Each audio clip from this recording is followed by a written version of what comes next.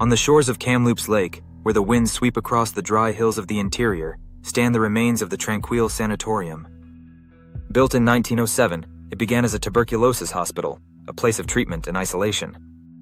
For decades, it held patients who coughed blood into their bedsheets, who knew they would never leave alive. Later, it became a mental health facility, before finally being abandoned in the 1980s. But the buildings never went silent. Visitors who wander the grounds speak of a heavy stillness, as though the walls themselves remember every death.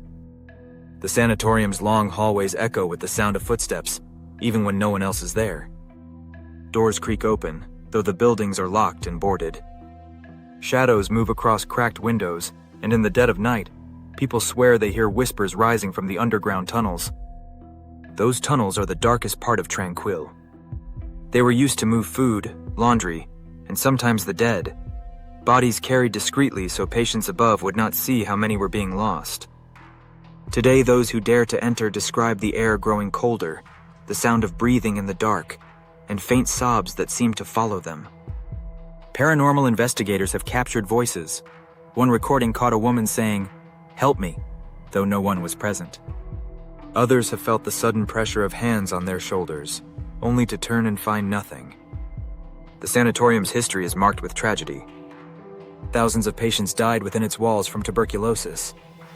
Later, when it served as a mental health facility, it gained a reputation for neglect and suffering.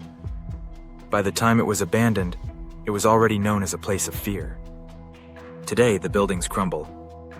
Paint peels from walls, rust eats through metal, and weeds push up through the cracked floors. Yet those who visit leave, convinced the place is not empty.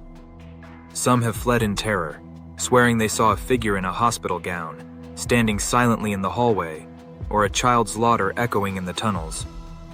The Tranquille Sanatorium still stands on the edge of Kamloops Lake, a decaying monument to suffering and loss.